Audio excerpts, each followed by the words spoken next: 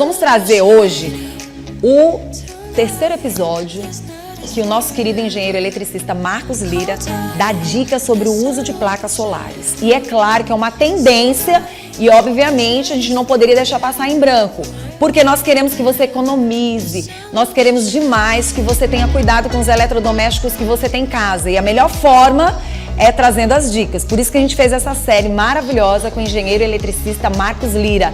E hoje a gente termina a nossa série com esse episódio, dando mais dicas para você. Se liga aí.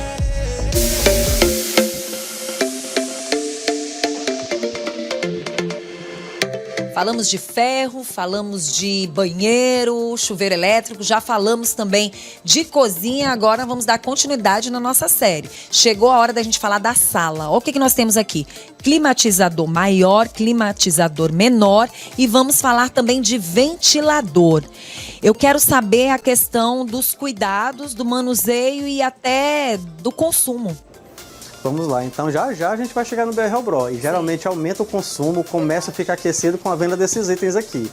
Então a gente tem dois climatizadores e um ventilador.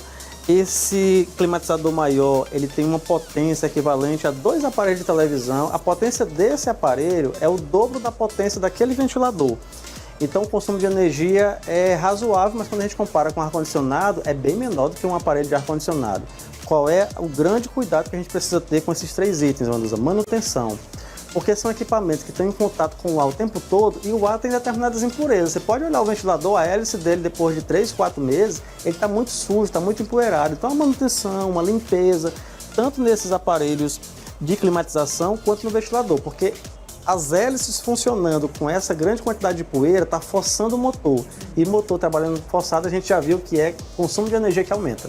Entre o ar-condicionado, o climatizador e também o ventilador, quem consome mais? Continua sendo o ar-condicionado? Sem dúvida, o ar-condicionado, que produz mais frio, vai ser o ar-condicionado. Embora esse climatizador eu possa melhorar a temperatura, muitas vezes as pessoas colocam água com gelo, né? A gente até conversava isso. Sim. Vai reduzir um pouquinho a temperatura, mas mesmo assim o ventilador ainda ganha essa briga aí.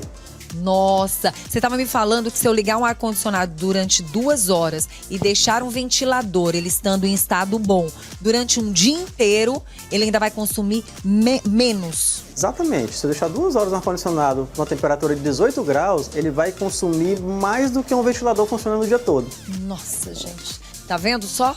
E quais são os cuidados que a gente tem que ter? Por exemplo, eu tenho o climatizador, tenho o ventilador e tenho o televisor. Dependendo das polegadas, tenho que ter muito cuidado na hora também de ligar esses aparelhos? Ter o cuidado com a história do stand-by, que é aquela luzinha que a gente geralmente deixa achando que não consome energia, mas consome.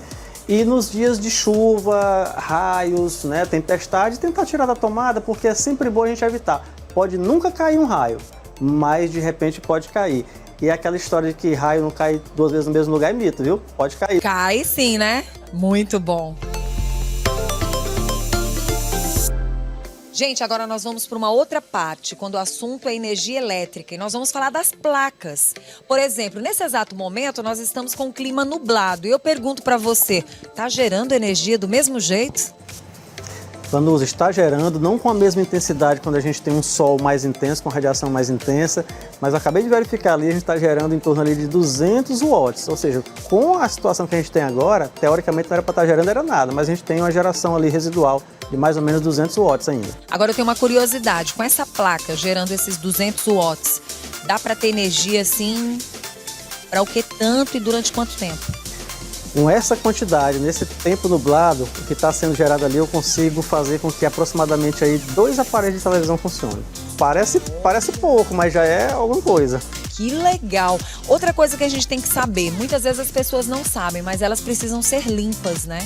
Elas precisam ser limpas, principalmente Teresina, que no período da estação seca tem uma grande quantidade de cinza que vem do entorno de Teresina e se deposita em cima dessas placas.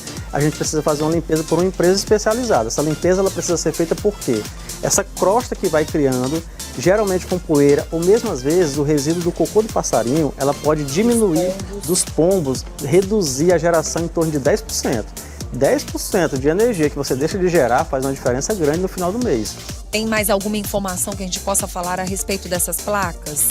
Eu acho que é importante dizer que fazer a instalação de um sistema de energia solar é importante fazer com uma empresa que você tenha confiança, porque tem muita empresa hoje, quando você se aventurando no mercado, você contrata a empresa, ela instala, quando você precisa de uma manutenção, a empresa às vezes nem existe mais, aí te deixa na mão.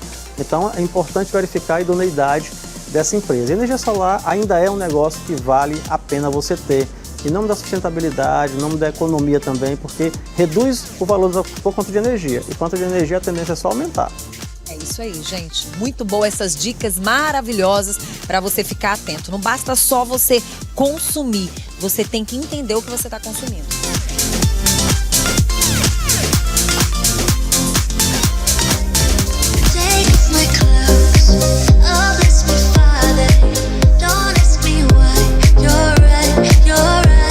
Muito bom, muito bom.